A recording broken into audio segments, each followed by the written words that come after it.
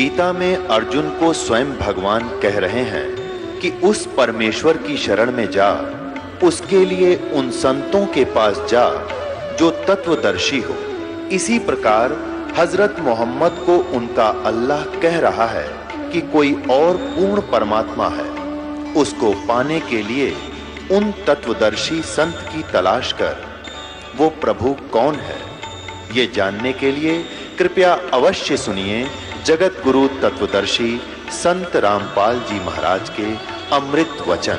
परमात्मा कहते हैं 100 वर्ष सतगुरु की पूजा, एक दिन आन उपासी, वो अपराधी आत्मा फिर पड़े काल की फांसी। अब परमात्मा कबीर जी के शरण में आने के बाद आप इन भूत प्रेतों को तो छोड़ो, आपको काल का भी डर नहीं रहेगा। सतगुरु शरणा आय कर धर्मराज डर कैसा है। जो यहाँ का न्यायाधीश है ना, जो यहाँ सभी ब्रह्मा विष्णु महेश तक के भी अकाउंट लेता है, वो अच्छे और बुरे कर्मों का, और उनको दंड देता है। जैसे श्री विष्णु जी ने श्री राम रूप में बाली मारा था, सुग्रीव का भाई, उसका भी दंड उनको भोगना पड़ा। श्री कृष्ण रूप में वही बाली वाली आत्मा एक शिकारी बना, और श्री राम वाली आत्मा श्री कृष्ण बनी, उनके भी पैर में तीर मारकर उनका टिट फॉर टैट बराबर किया। लेकिन परमात्मा कबीर जी की शरण में आने के बाद फिर धर्मराज आपका अकाउंट नहीं लेगा, उसके पास नहीं जा सकते आप, वहाँ नहीं ले जा सकता आपको कोई। और किसी कारण से गलती से कोई चला गया तो वहाँ एक फिर आपको याद आऊंगे सत्संग के वचन के गुरु जी तो ये कहा करते कि हमारा हिसाब किताब ये नहीं ले सकता धर्मराज, यहाँ कैसे आ गए हम। तो वहाँ भी आप सच्चे दिल से याद करोगे परमात्मा कबीर जी को, आपको छुड़ा लाएंगे। और जैसे आपको बताया ना, किसी ने 2 वर्ष 10 वर्ष 5 वर्ष साधना कर दी, फिर गफलत कर गया, और उस दौरान की हुई पुण्य कमाई से भक्ति से वो मनमाने जैसे आपको मंत्र दिए जाते हैं सभी इन देवताओं के, प्रारंभ में ये मजदूरी है, इनसे हमने मुक्त होना, इनसे सुविधा नहीं लेनी कुछ भी, इनका कर्जा हमारे ऊपर है, ये ऋण मुक्त हो जाएंगे। और आप भगवान से दूर हो गए तो आपके ऊपर ये कर्जा न्यू का न्यू बना रहेगा, और वही प्रोसीजर फिर शुरू हो जाएगा, प्रोसेस। अच्छे और बुरे आपको दोनों कर्म भोगने पड़ेंगे। और परमात्मा कबीर जी की शरण में आने के बाद आपके पापों का नाश कर दिया जाएगा, केवल पुण्य आपको प्राप्त रहेंगे। तो उन पुण्यों के आधार से जैसे आप प्रथम मंत्र में सभी ब्रह्मा जी, विष्णु जी, शिव जी, दुर्गा, इनके नाम भी और गणेश जी के भी मंत्र आपको दिए जाते हैं, इनकी मजदूरी करके इनकी कमाई करते हो, तो फिर इस आधार से आप कभी कोई तो शिव जी के लोक में चला जाएगा उस एक मंत्र की कमाई से। उसके बाद उसकी पुण्य अक्षीण होने से फिर दूसरे मंत्र की कमाई आपकी कहाँ नाश कराएगा, ये विष्णु जी के लोक में। विष्णु जी के लोक में देवता बनकर पता नहीं कहाँ कहाँ आपको घुमाएगा, और फिर आपके पुण्य समाप्त होते ही फिर आप ब्रह्मा जी के लोक में जाओगे। वहाँ भी जब आपकी भक्ति नष्ट हो जाएगी फिर आप मृत लोक पर आओगे और गधे बन जाओगे। अब जैसे आप जी को ये ज्ञान दिया जा रहा है, किसी कारण से आप पर गलती बन भी गई और आप वहाँ पहुँच गए शिव जी लोक में, विष्णु जी के लोक में, ब्रह्मा जी के लोक में, और वहाँ आपको ये ज्ञान याद आओगा कि मेरी तो यहाँ भक्ति नाश होगी, क्योंकि ये स्वर्ग क्या है, ये रेस्टोरेंट समझो, होटल समझो। उन रेस्टोरेंट में, होटल में वो व्यक्ति जाता है जिसकी जेब में अच्छी गर्मी हो, पैसा खूब हो, और वहाँ खूब एक बार घंटी दबाते ही, बैल दबाते ही आपको पूछने आएंगे, हाँ जी किस चीज़ की आवश्यकता है। आप खूब मस्ती से खाओ पियो सो ठाठ करो, लेकिन आपकी जेब कट रही है, आपके पैसे एक एक सेकंड के खर्च हो रहे हैं। और जब आपकी जेब में पैसा नहीं रहेगा तो वहाँ से पकड़ कर बाजू, और वही बैरे जो आपके आगे खड़े रहते थे होटल से बाहर खड़ा कर देंगे। तो ऐसे ही आपके साथ बनेगा। आप वहाँ स्वर्ग जैसे विष्णु लोक में गए, आपके पुण्य ही आप वहाँ खर्च करोगे। विष्णु जी देना चौवन्नी आपको वहाँ पर, आपके पैसे होंगे तो रखेगा नहीं, उसी समय भगा देगा वहाँ से, जाओ। ऐसे शिव की साधना तुमने की है तो शिवलोक में रहोगे, वहां समाप्त होती है आपकी पूंजी, तुरंत बाहर फेंक दिए जाओगे। फिर परमात्मा हमें याद दिलाते हैं, शिव मंडल ब्रह्मापुरी चाहे विष्णु लोक में हो, हमरे गुण भूले नहीं तो आने छुटाऊं तो।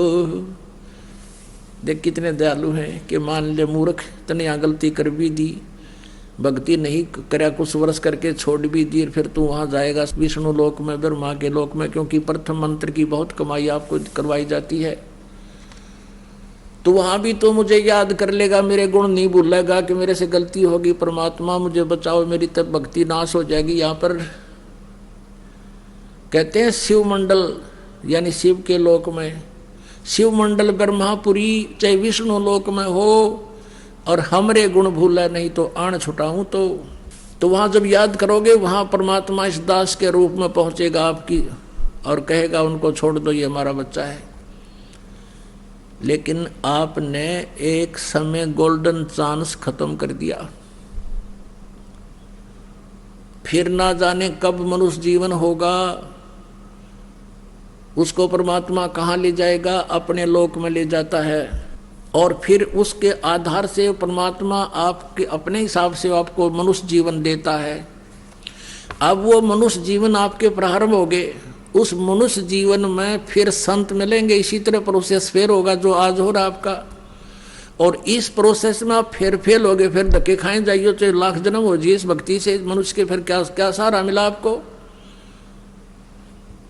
चाहे कितना ही फिर मान ले, फिर मनुष्य जन्म तो देगा परमात्मा आपको, नहीं तो वहां तो आपको बर्बाद कर देते वो काल जितनी व्यवस्था थी ब्रह्मा विष्णु लोक के में। लेकिन उस पूंजी को बचाकर आपको मनुष्य जीवन दिला देता है, और मनुष्य जीवन में ही आपका कल्याण संभव है। उसी के लिए परमात्मा स्वयं भी आते हैं, जैसे वेद भी गवाही दे रहे थे रात्रि में आपने देखा, और हमारे जैसे दासों को भी अपनी पावर देकर भेज देते हैं, ताकि इन नालायक का न किसी तरह समझ में आ जाए और ये किसी ना किसी समय में निकल आओ यहाँ से। और तुम फिर रह गए तो परमात्मा फिर आएंगे आपके लिए, और फिर क्या पता आप सिर चढ़ोगे कि नहीं चढ़ोगे। तो अब ये गोल्डन चांस आपके लिए, इसलिए ज्ञान बार बार समझाया जाता है, इसमें चूकना नहीं है, अपना कल्याण करवाओ, मौका दिया भगवान ने। कहते हैं सतगुरु शरणा आए के फिर धर्मराज डर कैसा। एक भक्त बतावा था, नु बोला जी मेरी रात्रि के समय दो जने आए, मुझे पकड़ ले गए, बूंदी बूंदी शकल इसी बुरी उनकी, और ले गए। तो मैं उनसे कहूँ भाई कहाँ ले जा रहे हो, कि चल धर्मराज के दरबार में तुम्हें बुलाया है। जब धर्मराज के दरबार से हम थोड़ी सी दूर रह गए, मेरा याद आई कि धर्मराज के पास तो हम जा ही नहीं सकते। तो मैंने उनसे कहा कि भाई हम धर्मराज के दरबार में नहीं जा सकते, हम तो कबीर साहब के शिष्य हैं, उनकी आत्मा है, तुम कैसे ले जा रहे हो, मुझे छोड़ दो। उन्होंने छोड़ा मुझे, मैं उनके साथ झगड़ा करने लग गया, गुट्टम गुट्टा हो गया हम। तो उनमें से एक ने बोला भाई तू नो कर, पहला पूछा धर्मराज से, पता करके आ कि ये कह रहा है इतनी दृढ़ता से कि हमें नहीं ले जा सकते, तो जा। तो मैं वो एक तो मेरे पास खड़ा रहा, हर एक अंदर चला गया। तो उसने जाकर पूछा जी ऐसे ऐसे एक व्यक्ति है, उसका ये नाम है, और वो कहे मैं तो कबीर जी का भक्त हूँ और मुझे तुम नहीं ला सकते, हमारे साथ झगड़ा कर दिया, अब उसका क्या इलाज करें। धर्मराज बोला भाई, उसने देखा उसका अकाउंट, ने बोला रहा मरवाओगे मेरे को भी, छोड़ दो इसको तुरंत। तो वो भाग्य आया दौड़ा दौड़ा, आते ने बोला रहा छोड़ दे इसको। धर्मराज ने ऐसे ऐसे कहा कि मुझे मरवाओगे क्या, ये तो भाई परम शक्ति का हंस है, तुम कैसे ले आए मूर्खो इसको। अजी आपका ही आदेश था। बोला भाई जल्दी छोड़ के आओ। तो कहते मैं वापस आया तो मेरी जब आंखें खुली, मेरा शरीर काम नहीं करे, जैसे पैरालिसिस हो जाता है, अधरंग, और पसीना आ रहा पूरे शरीर में। और फिर मैं धीरे धीरे नॉर्मल सा हुआ, और फिर वह बात याद आई, रतरा गजब हो या तो मैं मर गया था। और फिर वो दूना दृढ़ता आ गई कि सचमुच सच्ची बात है, परमात्मा के जो वचन है वो सारे सच्चे हैं। तो क्या कहते हैं, मूर्ख मनुआ काल की चिंता क्यों सताती है, सतगुरु अपना साथी है, वो तो हरदम साथी है। मूर्ख मनवा काल की चिंता क्यों सताती है, सतगुरु अपना साथी है, सतगुरु हरदम साथी है। गाभण गऊ काट के डाली, कैसी करी ढठाई, कह सिकंदर इसे जीवित कर दे, जब मानो तेरी खुदाई। गाभण गऊ काट के डाली, कैसी करी ढठाई, कह सिकंदर इसे जीवित कर दे, जब मानो तेरी खुदाई। गऊ बच्चा तत्काल जवाई, फिर दूध दुआती है, सतगुरु अपना साथी है, सतगुरु हरदम साथी है। मूर्ख मनवा काल की चिंता क्यों सताती है, सतगुरु अपना साथी है, सतगुरु हरदम साथी है। मूर्ख मनवा काल की चिंता क्यों सताती है, सतगुरु अपना साथी है, सतगुरु हरदम साथी है। इंद्रमती पर काल झपट्या, सतगुरु करी सहाई, कमाल कमाली जीवित कीने, सत कबीर दुआई। इंद्रमती पर काल झपट्या, सतगुरु करी सहाई, कमाल कमाली जीवित कीने, सत कबीर दुहाई। सिकंदर की जलन बुझाई, वो तो करामाती है, सतगुरु अपना साथी है, सतगुरु हरदम साथी है। मूर्ख मनवा काल की चिंता क्यों सताती है, सतगुरु अपना साथी है, सतगुरु हरदम साथी है। बिजली खान पठान समझाया और अब्राहिम सुल्तानी, हिंदू राजा वीर सिंह ने सिख गुरु की मानी। बिजली खां पठान सुलझाया और अब्राहिम सुल्तानी, एक हिंदू राजा वीर सिंह ने सिख गुरु की मानी। वेद कतेब कहें एक कहानी, कोई जात न पाती है, सतगुरु अपना साथी है, सतगुरु हरदम साथी है। मूर्ख मनवा काल की चिंता क्यों सताती है, सतगुरु अपना साथी है, सतगुरु हरदम साथी है। जो चाहे सो कर दे सतगुरु, जो चाहे सो कर दे परमेश्वर, बरम पड़ो ना मत कोई, सेऊ दड़ पे शीस चढ़ाया, पाछे करी रसोई। जो चाहे सो कर दे सतगुरु, भरम पड़ो मत कोई, सेऊ दड़ पे शीस चढ़ाया, पीछे करी रसोई। माँ बेटे की 84 खोई, या कथा बताती है, सतगुरु अपना साथी है, सतगुरु हरदम साथी है। मूर्ख मनवा काल की चिंता क्यों सताती है, सतगुरु अपना साथी है, सतगुरु हरदम साथी है। जगन्नाथ का मंदिर बचाया, जल्दी न करी चढ़ाई, जगन्नाथ का मंदिर बचाया, समुद्र न करी चढ़ाई, साहेब कबीर के तेज के आगे फीका पड़ गया भाई।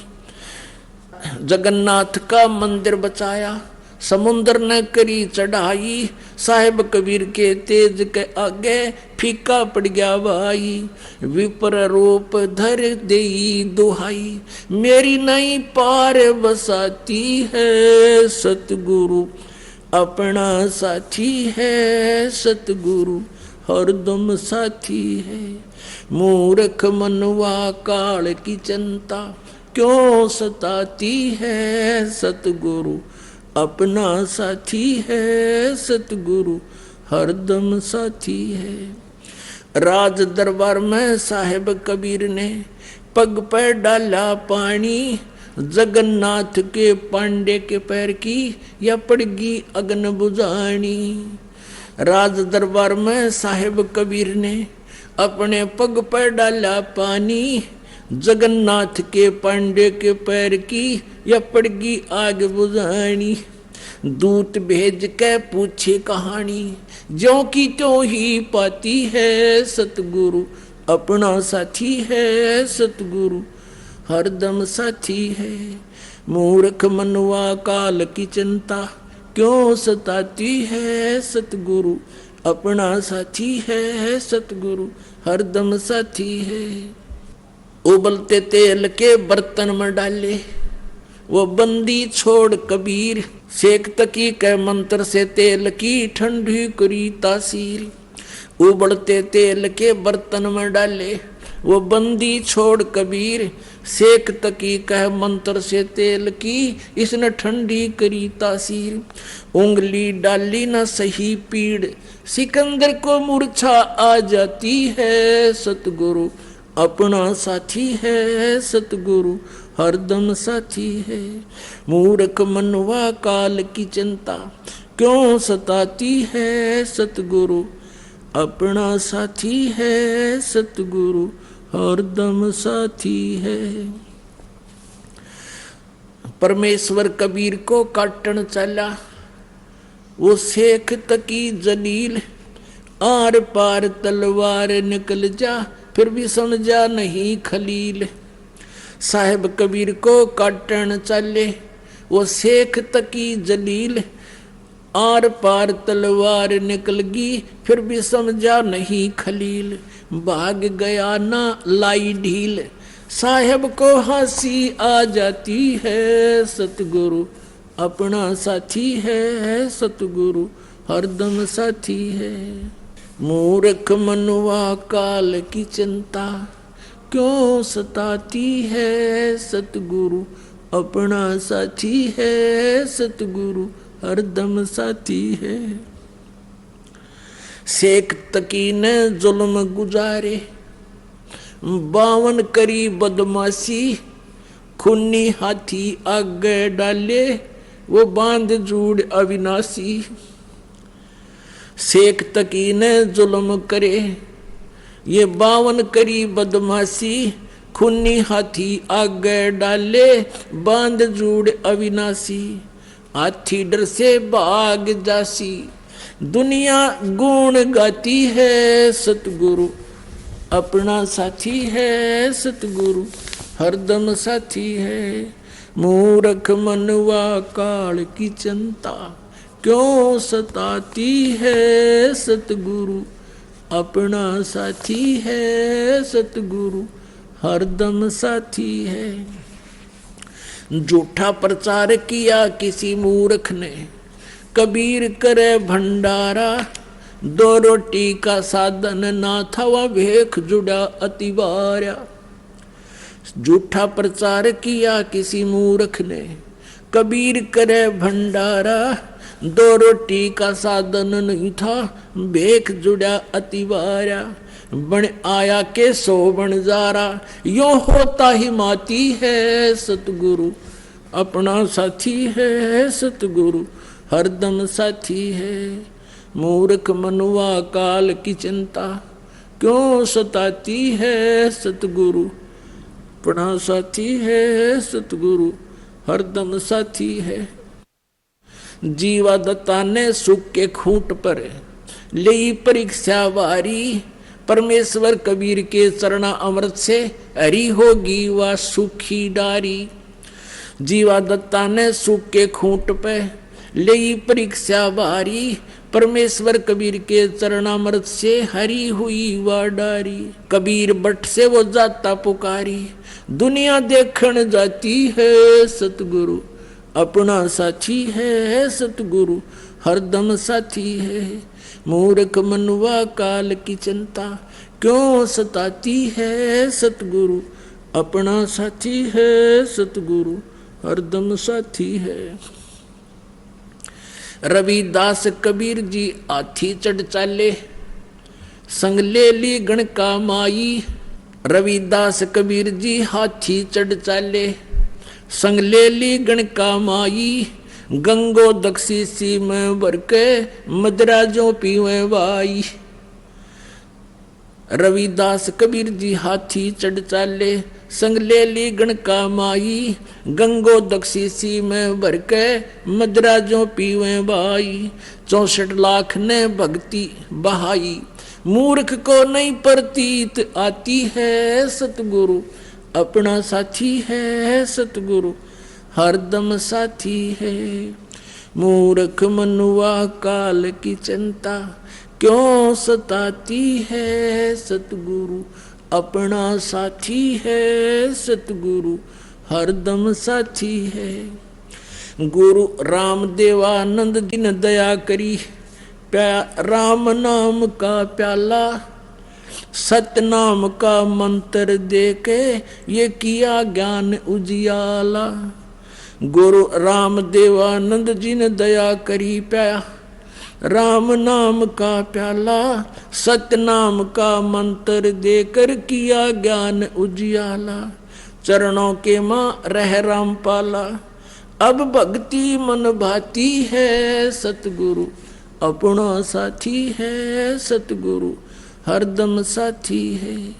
मूर्ख मनुआ काल की चिंता क्यों सताती है। सतगुरु अपना साथी है, सतगुरु हरदम साथी है। अपनात्माओं, हमने इस परमेश्वर का ज्ञान न होने से अन्य सभी को भगवान मान लिया, एक कबीर जी को छोड़कर। और परमात्मा को परमात्मा माने बिना हम वो लाभ भगवान वाला नहीं ले सकते। जैसे बबूल के पेड़ को हमने आम जानकर बो रखा था, या किसी ने कैर बो रखा है, किसी ने झाड़ बो रखा है, या अन्य कोई पौधा पेड़ लगा रखा है जो आम नहीं है, तो आम का लाभ नहीं प्राप्त कर सकते। हमने सभी को भगवान मान लिया, हनुमान जी को भी भगवान मान लिया, खाटू श्याम को भी भगवान मान लिया। हमने कितने कोई बाबा मर गया, उसके ऊपर कोई कब्र बना रखी है, मंदिर मंडी बना रखी है, उसको भगवान मान लिया। और अपने आप 4 ईंट कहीं लगा करके उसको माथा टेकन लाग गए। और फिर अन्य साधनाएं क्या बता रखी हैं, परमात्मा याद दिलाते हैं, आप पे लिपे आप पे पोते आप पे बनावे ओई, और उस पे बुढ़िया फिर पोते मांगे, देखा कल कहाँ खोई। ओई माता के व्रत ये पूजा करते हैं माई। एक आप पे बनाओगे, एक औरत की शकल सी बना लेंगे, आजकल तो बड़ी बनाए चित्र ले आवे कहते थे। पहले आप पे बनाया करते नो, चित्र से बना के एक औरत की घाघरा परा देते और उसको हाथ लगा देते नो, बूढ़े बूढ़े हैं। और उसके सामने फिर बुढ़िया हाथ जोड़ के नो कहे, ए हुई माता मैंने पोता जी है, मेरे घर में सुख रही है। नो कहा आप पे लिपे आप पे पोते, उस स्थान को मड प्लास्टर से लिपया करती, और आप पे बनाई हुई वह माता भी आप पे कंस्ट्रक्ट करी, और फिर उस पर अपने बढ़ाई हुई पहने होगा तो मेरी सुरक्षा करिए, उस पर पोते मांगे। नो कहा कल कहाँ से खोई। परमात्मा कहते हैं जाटी पूजे पीपल पूजे और सिर तुलसा के हो, और दूध पूत में खैर राखिए नो पूजू हो तो ओ तेरा गजब भैया। नो कहा जांडी पूजे पीपल पूजे और तुलसी ने पूजे, और इनका आगे हाथ जोड़ के नो के हमारे दूध और पूत की सुरक्षा करिए हो, या अपनी सुरक्षा तो कर लियो, ये पीपल और ये तुलसा इन बकरा खा जा। तो परमात्मा कहे हमने ये भी भगवान मान लिए और भगवान को भगवान मानना नहीं है, तेरा गजब भैया। अब परमेश्वर कबीर जी हमें याद दिलाते हैं। अब जैसे कि आपको रात्रि के समय सत्संग सुनाया था, उसमें बताया था कि वो परमात्मा सतलोक से चलकर आता है, गति कर आता है, वो तीसरे लोक में रहता है, ऊपर मुक्ति धाम में सतलोक में। एक तो ये काल का लोक है, 21 ब्रह्मांड का अक्षेत्र है, और इसको सरपुरुष भी कहते हैं, इसको ब्रह्म भी कहते हैं, जो श्री ब्रह्मा श्री विष्णु श्री शिव जी के पूज्य पिताजी हैं। और दूसरा लोक कहा जाता है 7 संग ब्रह्मांड का क्षेत्र है, जो अक्षर पुरुष का है, पर ब्रह्म का है, जो गीता जी अध्याय नंबर 15 के श्लोक नंबर 16 में 2 सरपुरुष और अक्षर पुरुष 2 प्रभु बताए हैं। और 17वें में कहा कि उत्तम पुरुष है तो अन्य, वो वास्तव में श्रेष्ठ पुरुष यानी परमात्मा तो इन दोनों से कोई और है। तो वो उस तीसरे लोक में सतलोक में रहता है, वहां से गति करके बिजली जैसी गति से यानी सेकंड के अंदर यहां आ जाता है। नानक साहब जी कहते हैं, नीच जात परदेसी मेरा, छन आवे छन जावे बे, कि 1 सेकंड में पृथ्वी पर 1 सेकंड में सतलोक में देखता हूं उसको। नीच जात जिसको तुम धानक कहते हो वो पूर्ण परमात्मा है, वो परदेसी।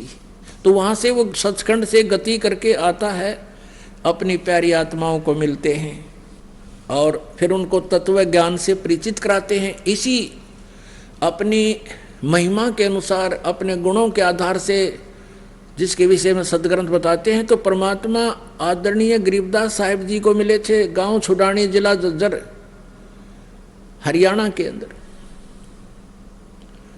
और उस अच्छी आत्मा को, उस नेक आत्मा को, जिन जैसी अच्छी आत्माओं को वो मिलते हैं, वेद में ये भी प्रमाण दिया है कि जैसे आकाशीय बिजली किसी विशेष धातु पर ही गिरती है, अन्य स्थानों पर नहीं, तो ऐसे ही वो परमात्मा उन अच्छी आत्माओं पर ही अट्रैक्ट होते हैं। हमारे जैसे अड़ंगा वो क्या करेंगे, वो आकर के जो सुन बिले और मानना नहीं, जैसे 64 लाख शेष हो गए थे परमेश्वर कबीर जी के, जब वो परमात्मा बनारस में रहते थे एक दानक रूप में। 64 लाख शेष जिनको इतने सुख दे दिए थे वो सोच भी नहीं सकते थे।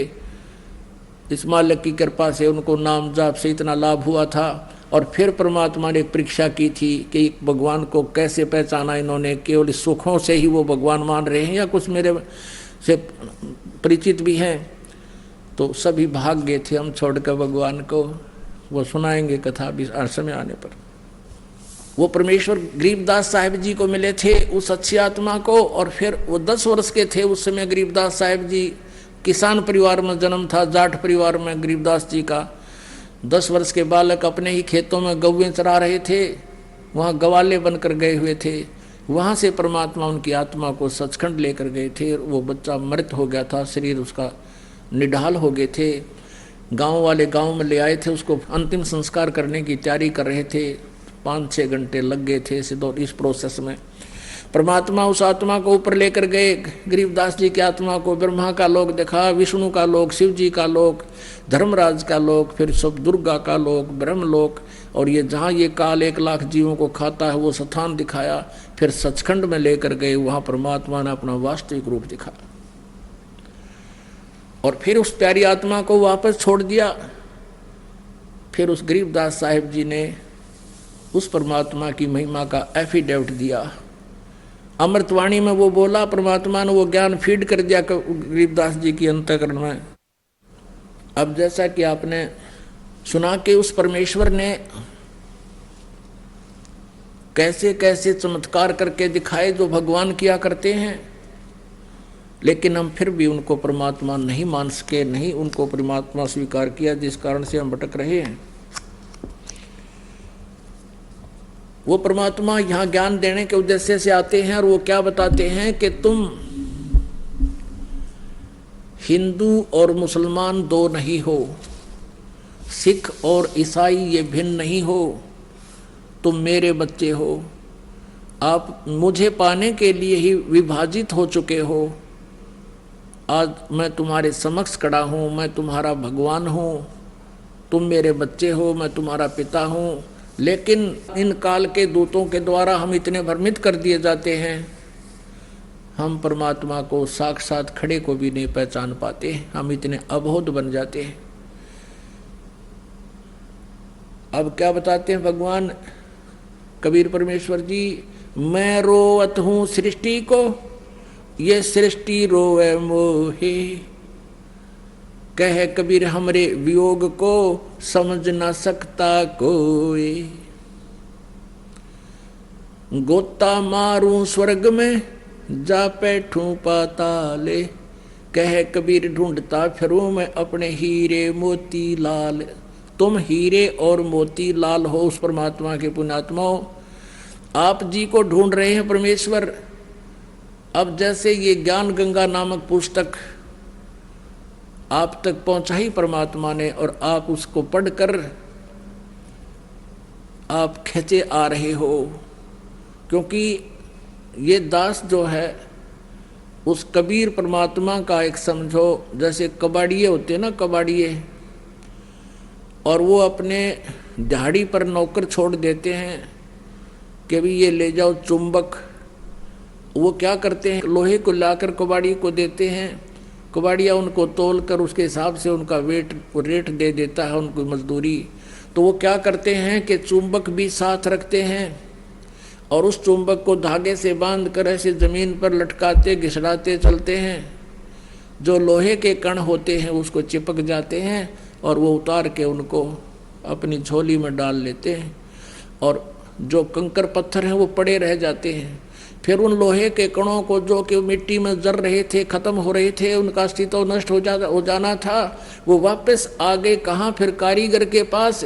उसको फिर उन्होंने नए सिरे से उसका कोई नया औजार, कोई चम्मच बना दी, कोई फिर है कितना अच्छा औजार बन गया, यानी उनका सदुपयोग हो गया। तो आप जी इस संसार रूपी कंकर, उनमें लोहे के कण थे, स्टील के कण थे, आप परमात्मा के हंस थे, और इस परमात्मा ने ये चुंबक फेंक दिया सब जगह, और आप उसके चिपक कर आ रहे हो। अरे बाप का नया जीवन शुरू हो जाएगा। तो गरीबदास साहिब जी ने परमात्मा से परिचित होने के उपरांत प्रभु की महिमा का एक कलम तोड़ विवरण किया है। कबीर परमेश्वर की महिमा बताते हुए गरीबदास जी कह रहे हैं कि वो किस प्रकार हमें समझाया करते थे। हिंदू और मुसलमानों को समझाया करते थे कि तुम साधनाएं गलत कर रहे हो। अब परमात्मा काजी मुल्ला जो मुसलमान धर्म को भ्रमित किए हुए हैं उनको कहा करते थे, और उधर से पंडित ब्राह्मणों को, पांडवों को और ये नकली मंडलेश्वरों को कहा करते थे कि तुम साधना गलत बता रहे हो, तुम भी परिचित नहीं हो, इन भोली आत्माओं को गुमराह करके काल के जाल में फंसाए बैठे हो।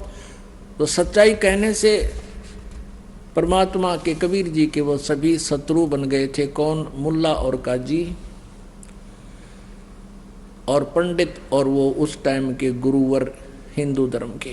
परमात्मा क्या कहा करते थे, काशी जोरा दीन का ये काजी खिलस करंत, गरीबदास उस सरे में झगड़े आन पड़ंत। सुन काजी राजी नहीं आप अलह खुदाए, गरीबदास किस हुक्म से तुमने ये पकड़ पछाड़ी गाय। अपने आत्माओं परमात्मा कबीर जी मुसलमान काजियों को कहा करते थे कि तुमने किसके आदेश से ये गाय मार दी, मांस खाने का आदेश कौन सी किताब में लिखा है। जैसे आप जी को कल रात्रि के समय रूबरू कराया था पवित्र बाइबल से, उत्पत्ति ग्रंथ में, उत्पत्ति ग्रंथ के और अध्याय नंबर 1 के श्लोक नंबर 26 और 27 में स्पष्ट किया, 28 में, कि परमात्मा ने कहा मनुष्य को मैं अपने जैसा अपने स्वरूप में बनाऊंगा, और ऐसा ही परमात्मा ने अपने जैसा मनुष्य को रचना कर दी, नर और नारी करके उनकी उत्पत्ति कर दी। फिर उनको आदेश दिया कि तुमने मांस नहीं खाना, केवल पृथ्वी के ऊपर जितने भी बीज वाले पौधे और फलदार वृक्ष हैं, ये फल ये तुम खा सकते हो, किसी को मांस खाने का आदेश नहीं है परमात्मा का। और पुण्यात्मा गरीबदास जी साहब कह रहे हैं कि कबीर साहब ऐसे कहा करते थे, नबी मोहम्मद नमस्कार है राम रसूल कहाया, 1,80,000 को सौगंध जिन नहीं कर्द चलाया। कि नबी मोहम्मद आदरणीय हैं, नमस्कार है उनको, वो तो अल्लाह के रसूल बनकर आए थे, उन्होंने ये जुल्म नहीं किए। नबी मोहम्मद नमस्कार है राम रसूल कहाया, और हजरत मोहम्मद जी के उस समय 1,80,000 अनुयायी बने थे। कहते हैं 1,80,000 को सौगंध जिन नहीं कर्ज चलाया। कसम है उन महापुरुषों की कि उन्होंने ऐसा जुल्म नहीं किया जो तुम करवा रहे हो और कर रहे हो। अपने आत्माओं, मुसलमान धर्म को लगभग 1400 वर्ष हो गए। इसमें तो बुराई घर कर जाना कोई बड़ी बात नहीं। जैसे ये सिख धर्म है, ये तो ज्यादा से ज्यादा 500 वर्ष पुराना है। और गुरु ग्रंथ साहिब आपके पास उपलब्ध है, उसमें पढ़ के देख लो, जो कहीं भी मांस खाना और शराब पीना लिखा हो और ये कमावे शख और बड्डे बकरे और पीवे दारू। अब से पहले इतनी बुराई करगी इस पवित्र धर्म के अंदर, तो वो तो 1400 वर्ष पुराना हो गया। और यदि ये इस बुराई का अंत नहीं हुआ और 800 वर्ष के बाद सिख धर्म के आने वाले उस ग्रुप में ये कहने लग जाएंगे हमारे गुरु जी भी ऐसे खांदे पींदे सी, ये उनकी अपनी भूल है, वो महापुरुषों ने कभी छुआ तक नहीं था। तो यहाँ क्या बताते हैं, नबी मोहम्मद नमस्कार है राम रसूल कहाया, 1,80,000 को सौगंध जिन नहीं कर्ज चलाया। फिर क्या बताते हैं, अरस कुरस पर अल्लाह तकत है। ओए होए, अरस कुरस पर, अरस माने आसमान के, कुरस माने अंतिम छोर पे। अरस कुरस पर अल्लाह तकत है और खालिक बिन नहीं खाली, वो पैगंबर पाक पुरुष थे साहिब के अब्दाली। ओए होए, क्या बताते हैं कि उस परमेश्वर का, कबीर भगवान का, अल्लाह अकबर का अरस कुर्स पर अल्लाह तकत है। अधर दुलीचे पड़े गुरुवन के, यानी अधर माने ऊपर, दलीचा माने वो बैठन का था स्थान, उसको हम सिंहासन भी कह देते हैं, तकत भी कह देते हैं।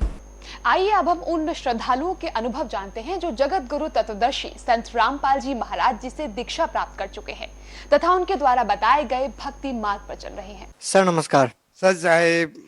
सर क्या शुभ नाम है आपका? सूर सिंह दास। सर कहाँ से आए हैं आप? अल्मोड़ा जिला शर्ट क्षेत्र से। सर आप संत रामपाल जी महाराज से कब जुड़े? मैं सदगुरु रामपाल जी महाराज से 2013 में जुड़ा हूँ। सर संत रामपाल जी महाराज से नाम दीक्षा लेने से पहले आप क्या भक्ति साधनाएं करते थे? मैं पहले बचपन से ही हनुमान जी की पूजा करता था, हनुमान चालीसा का पाठ करता था। उसके बाद जब बड़ा हुआ तो जैसे घर में होता है देवी देवताओं की, भूतों की पूजा वही करता था। उसके बाद भी मैंने क्या कहते हैं, ब्राह्मणों ने बताया कि आप पर कोई ये ग्रह लगे हुए हैं, शंकर की पूजा करो, देवालयों में जा कर के शिवलिंग में जल चढ़ाओ, पत्र डालो। वह भी पूजा करता रहा काफ़ी देर, उससे भी कुछ फायदा नहीं हुआ। उसके बाद संत मुझे बताया गया कि भाई आप सत्संग में जाइए। तो मैं हंसादेश, जो सतपाल महाराज का एक वो चलता है, संस्था चलता है, वहाँ गया। वहाँ भी मैंने सत्संग सुना और मैं वहाँ 43 साल तक जुड़ा रहा। वो जो क्रियाएं बताते हैं, जो वो भक्ति बताते हैं, वो कहीं भी शास्त्रों में प्रमाणित नहीं है। मनमुखी साधना बताते हैं, 2-2, 2.5 घंटा, 3-3 घंटा बैठ करके क्या कहते हैं अभ्यास कराते हैं, नाम देते हैं, क्रियाएं देते हैं, पर उससे कोई फायदा लाभ नहीं होता है। फिर उसके बाद मुझे कोई शांति नहीं हुई। मेरे मन के अंदर किसी प्रकार का यह नहीं हुआ कि मैं भक्ति कर रहा हूँ। मन में तो सोचता था कि भक्ति कर रहा हूँ, परंतु मैं हर प्रकार से दुखी रहता था, परेशान रहता था। आर्थिक तरह से, शारीरिक तौर पर से, पारिवारिक तौर से मैं परेशान रहता था। फिर मैं सोचता था मैं भक्ति कर रहा हूँ और फिर भी मैं परेशान हूँ। तो मुझे भगत खुशहाल दास जी मिले मुझे। उन्होंने कहा, भगत जी आप ज्ञान गंगा पुस्तक लीजिएगा, उसके अंदर देखिएगा, उसको पढ़िएगा, समझिएगा। अगर आपकी समझ में आए तो फिर आगे आप हमें बताना। सर आप संत रामपाल जी महाराज की शरण में कैसे आए? मैं सदगुरु रामपाल जी महाराज के चरणों में ज्ञान गंगा पुस्तक पढ़ने के बाद आया हूँ। और मैंने वो ज्ञान गंगा जब पुस्तक पढ़ी पहले तो मुझे कुछ अटपटा सा लगा, परंतु जब ध्यान से उसको बार बार देखा, उसके अंदर भगत जी ने बताया था कि साधना चैनल में, आस्था चैनल में प्रोग्राम आता है, वो भी देखता रहा। धीरे धीरे जब मेरी समझ में आया कि वास्तव में ये जो परमात्मा के बारे में वाणियाँ बोली जा रही हैं, कबीर परमेश्वर की वाणियों को बोलते हैं और वो दिल को बहुत छू जाती हैं, तो मुझे एक आकर्षण हुआ। मैं उसको रोज़ देखता रहा, रोज़ सुनता रहा सत्संग को, प्रोग्राम को। फिर मैंने प्रार्थना की भगत जी से, खुशहाल दास जी से कि मुझे आप गुरु जी की शरण में ले चलिए।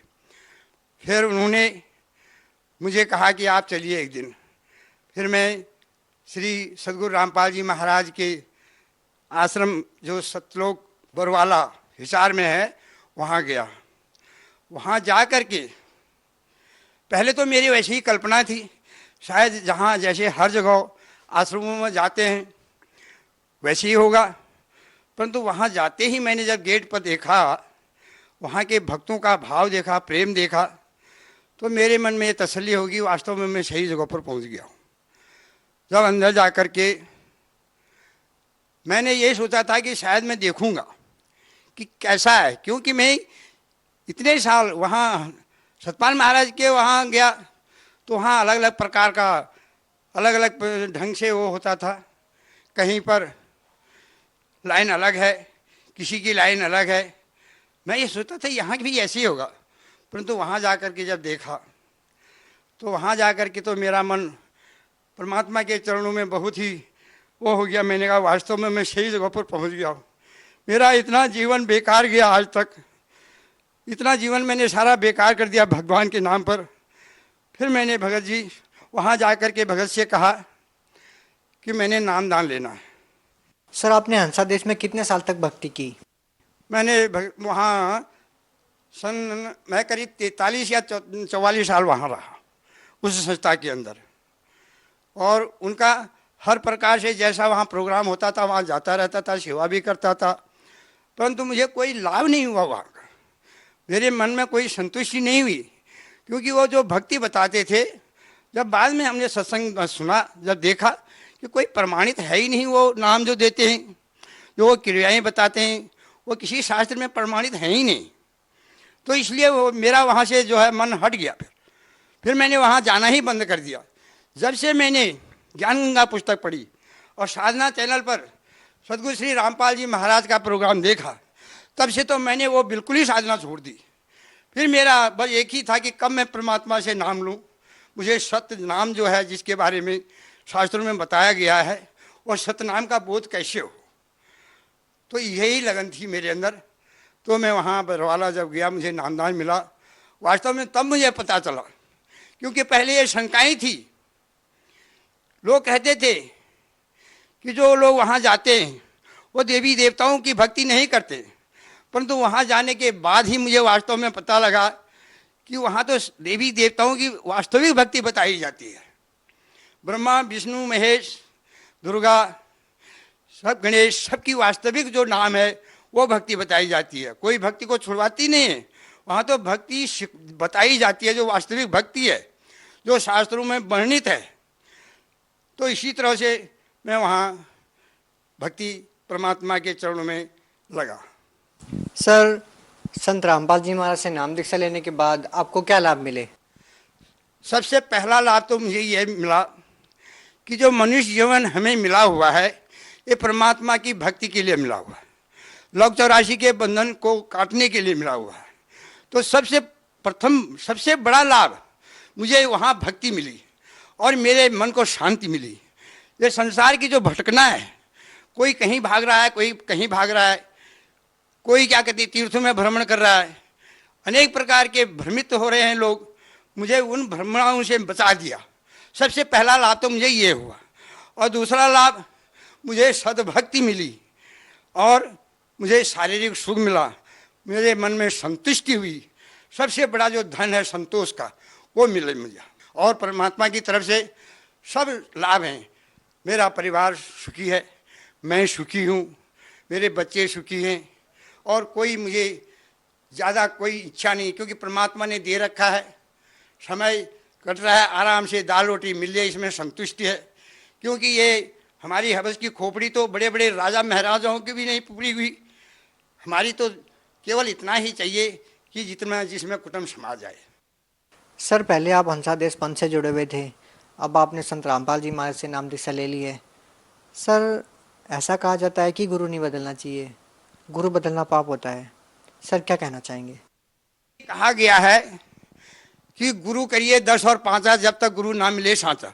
दत्तात्रेय ने बताते 24 गुरु किए थे, जबकि एक गुरु करने के बाद उनको अगर संतुष्टि नहीं हुई, जैसे एक वैद्य के द्वारा हमारा इलाज नहीं होता है तो हम अन्य डॉक्टर वैद्यों के खोज करते हैं जहाँ से हमारी बीमारी ठीक होती है। इसी प्रकार से जो हमारे अंदर एक जीव के अंदर जन्म मरण का रोग लगा हुआ है, जो उस बीमारी को काटे, सदगुरु वैद्य वचन विश्वासा है नहीं, संयम यौन विषय का आशा। ये तो जो हमारे अंदर जो जन्म और मरण का जो जीव के अंदर रोग लगा हुआ उसको सदगुरु ही काटते हैं। और श्री संत रामपाल जी महाराज वो दवाई देते हैं, वो नाम देते हैं, वो विधि बताते हैं जिसके द्वारा यह जीव जन्म मरण के बंधन से मुक्त हो सकता है। सर जहाँ से पहले आप जुड़े हुए थे हंसादेश पंथ से, और अब आपने संत रामपाल जी महाराज से नाम दीक्षा ली है, तो सर हंसादेश पंथ और संत रामपाल जी महाराज के ज्ञान में आपको क्या भिन्नता मिली? पूरी भिन्नता ही है, क्योंकि हंसादेश के अंदर कोई शास्त्र का प्रमाण नहीं है, और श्री तत्वदर्शी संत सदगुरु रामपाल जी महाराज जो भी ज्ञान देते हैं वो सारे शास्त्र प्रमाणित ज्ञान देते हैं। इसीलिए यह ज्ञान सबसे उत्तम ज्ञान है। और हंसादेश के अंदर तो केवल एक परंपरा चली हुई है, वहाँ सच्चा ज्ञान नहीं है, कोई शास्त्रों का कोई आधार नहीं है। वहाँ भी वही क्रियाएं हो रही जैसे अज्ञानी लोग करते हैं, श्राद्ध निकालना, तर्पण करना, भूत पूजा करना, तो वो सच्चा ज्ञान कहाँ से होगा? क्योंकि वो शास्त्रों में कोई वर्णित है नहीं। जैसे हमारे 4 वेद वो शास्त्र हैं, श्रीमद् भगवद गीता शास्त्र है, उसमें जो प्रमाणित है वही सच्चा ज्ञान है। बाकी जो अन्य शास्त्र हैं ये उनके अपने अनुभव हैं, ये उनका अपना सिद्धांत है, वो कोई शास्त्र नहीं माने गए। सर आप 1967 से हंसादेश पंथ से जुड़े, आपने लगभग 43 साल तक हंसादेश पंथ से जुड़े रहे, और फिर आपने 2013 में संत रामपाल जी महाराज से नाम दीक्षा ली, और 2014 में बरवाला की घटना घट जाती है, उसके बाद संत रामपाल जी महाराज जेल में चले गए। तो सर आपको कभी ये शंका नहीं हुई कि आपने एक ऐसे संत से नाम दीक्षा ले ली जो आज जेल में है? हमें तो बहुत खुशी होती है कि हमारे परमात्मा हमारे कारण, हम अज्ञानी जीवियों को जीव के कारण कष्ट सहन कर रहे हैं। हालांकि ये संसार के लिए कष्ट है, उनके लिए कष्ट नहीं है। वो तो सारे संसार का उद्धार करने के लिए आए हैं, वो जेल में नहीं है। जेल में तो ये हम हैं, लग 84 के जीव जेल में हैं। ये लग 84 जेल में सारे जीव फंसे हुए हैं, और परमात्मा तो श्री कबीर देव स्वयं श्री रामपाल जी महाराज के रूप में इस जीव को 84 लाख योनियों के जेल से छुटाने के लिए आए हुए हैं। देखिए सर, कहते हैं जब रोशनी आती है तो उल्लू की आंखें बंद हो जाती हैं। जब ज्ञान की रोशनी फैलती है तो जितने भी ये अंधे हैं, उल्लू है, चमगादड़ हैं, इनको दिखाई नहीं देता। ये रात के अंधेरे में ही देखते हैं, रोशनी में नहीं देखते हैं। ठीक ऐसे ही आज जो संत, जो परमेश्वर परमात्मा सारे अज्ञान को मिटा रहे हैं, असुर से सुर बना रहे हैं, दानव से मानव बना रहे हैं, ऐसे संत को, ऐसे महापुरुष को वो जेल में डाल रखे हैं। परंतु ये बहुत ही अन्याय है। ये सच्चाई को कभी दबा नहीं सकते हैं। सच्चाई कुछ दिन रुक सकती है बेशक, परंतु हमें तो यह लगता है कि परमात्मा जब से जेल में गए तब से, चाहे लोगों ने बुरे तरह से सुना है, परंतु हरेक ने श्री सदगुरु रामपाल जी महाराज का नाम सुना है, चैनल में, टीवी में, रेडियो में। मैं तो कहता हूँ उन्होंने नाम सुना है तब भी उन जीवों का कल्याण हो, परमात्मा उनके बुद्धि को सही दिशा की ओर लगावे। सर संत रामपाल जी महाराज से जुड़ने से पहले क्या आप किसी प्रकार का कोई नशा करते थे? हाँ, मैं पहले बीड़ी पीता था, सिगरेट पीता था, तंबाकू पीता था, कभी कभी किसी के संगत में बैठ करके शराब का भी सेवन करता था और मांस का भी भक्षण करता था। मैं इंसान नहीं था, मैं उस समय दानव था, मानव नहीं था, मैं दानव था। और जब मैं सदगुरु रामपाल जी महाराज की शरण में आया, तब से मेरे ये सारे नशे छूट गए, अपने आप ही छूट गए, घृणा हो गई मुझे। मैं अब इनकी संगत में जो आदमी रहता है, जो इनका सेवन करता है, मैं उससे कोसों दूर हो जाता हूँ। फिर सर ये आप में इतना बदलाव कैसे आया? पहले आप बहुत सारा नशा करते थे, आपने एकदम नशा छोड़ दिया और अब आपको इन चीज़ों से इतनी नफरत हो गई है कि जो व्यक्ति नशा करते हैं उनसे भी आप दूर बैठते हैं, उनके बीच में भी नहीं बैठते। सर ये बदलाव कैसे आया? मैं तो इसको परमात्मा का चमत्कार मानता हूँ और जो वो नामदान देते हैं उसका प्रभाव मानता हूँ। क्योंकि वैसे तो बहुत कुछ बार सोचा कि ये नहीं करना है, वैसा नहीं करना है, परंतु मैं छोड़ नहीं पाया। परंतु जब से नामदान लिया, तब से उस नाम की शक्ति है या गुरु महाराज जी का चमत्कार है, और स्वयं उससे घृणा हो गई। सर अमूमन देखा जाता है कि जो नशे के आदी जो लोग होते हैं वो नशा नहीं छोड़ पाते हैं। सरकार भी इसके लिए बहुत सारी योजनाएं चलाती है, नशा मुक्ति केंद्र खोले जाते हैं, लेकिन उसके बावजूद भी लोगों का नशा नहीं छूटता है। सर आखिर संत रामपाल जी महाराज ऐसा क्या ज्ञान देते हैं, ऐसी क्या बातें बताते हैं कि जो श्रद्धालु उनसे जुड़ते हैं वो नशा छोड़ देते हैं? कहा गया है, तरु कोठर में बसे विहंग, तरु काटे मरे न जैसे, साधन करिए विचारहीन तब मन शुद्ध होए ना कैसे। जब साधन ही हम विचारहीन करेंगे, मन हमारा शुद्ध कैसे होगा? क्योंकि ये जो प्रवृत्ति है मन की है, और परमात्मा जो है जो मंत्र देते हैं, जो नामदान वो तभी देंगे, उसके अंदर कुछ मर्यादाएं हैं। उन मर्यादाओं का जब पालन करेंगे तभी हम उसका लाभ ले पाएंगे। अगर हम मर्यादाओं को भंग कर देंगे तो उसका जो लाभ है वो हमें नहीं मिलेगा। सर पहले आप हंसादेश पंथ से जुड़े हुए थे, वहाँ पर है कि आपने 44 साल तक उनके द्वारा दी गई भक्ति की, उससे आपको कोई लाभ नहीं मिला। सर जो लोग आज भी हंसादेश पंथ से जुड़े हुए हैं उन लोगों को सर आप क्या संदेश देना चाहेंगे, उनको क्या कहना चाहेंगे?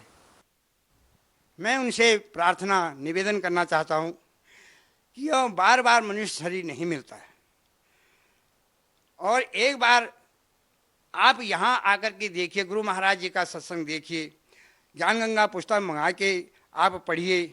आज पढ़ा लिखा समाज है, आज कोई अनपढ़ नहीं है, और उस पर विचार कीजिए और अपना अमूल्य जीवन जो है इसको व्यर्थ मत जाने दीजिए।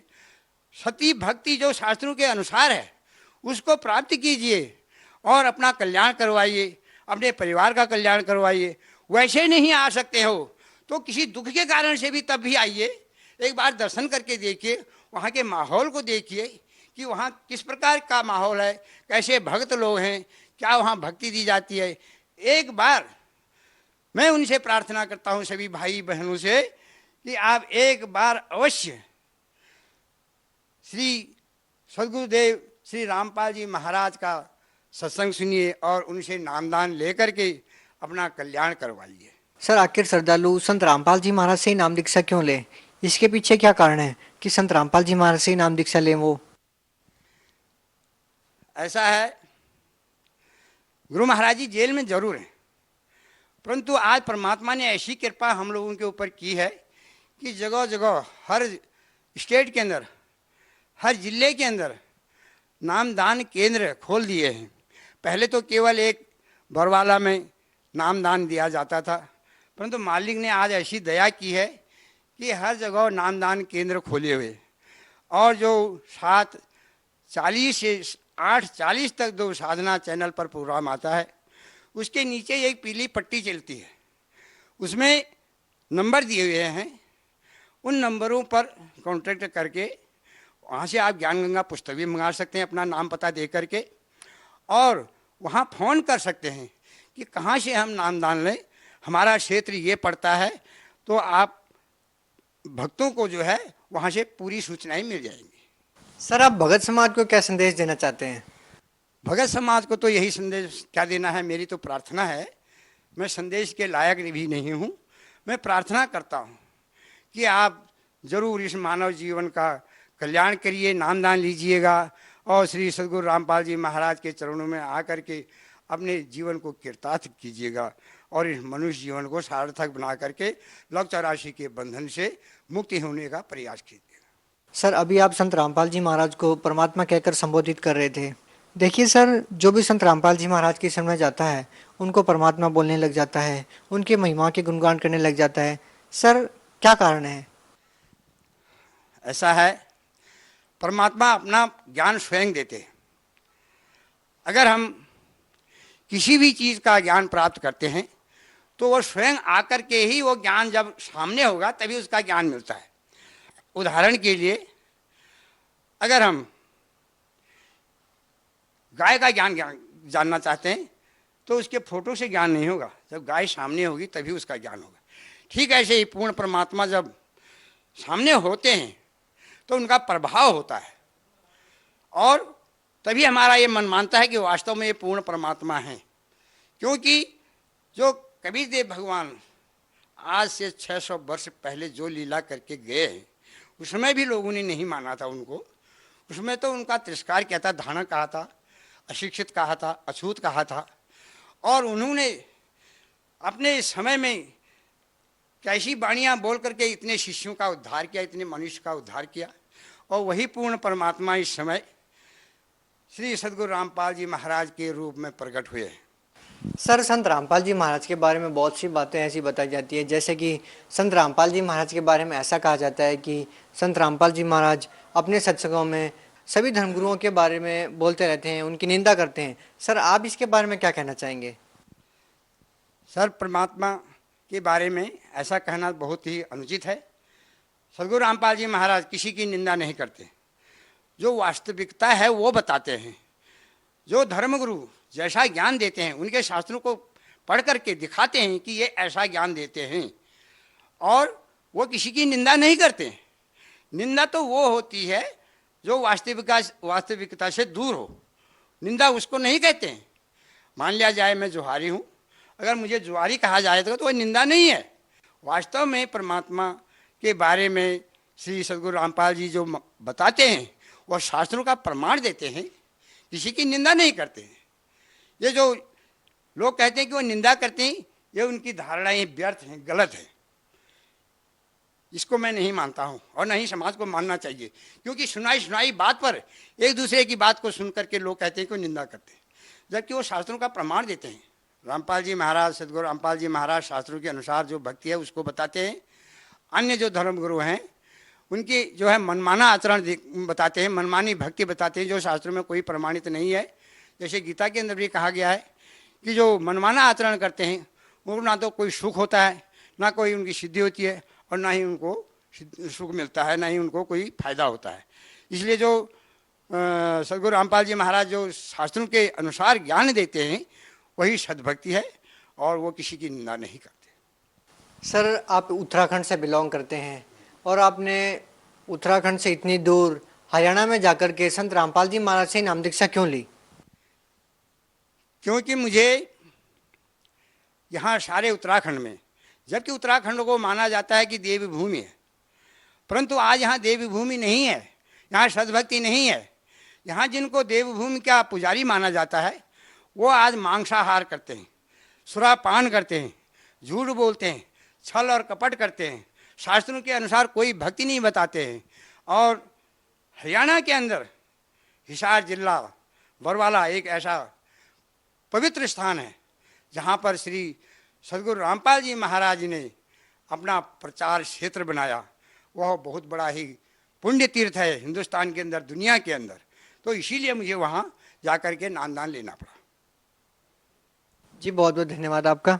सत साहिब भगत जी, सत साहिब, सत साहिब।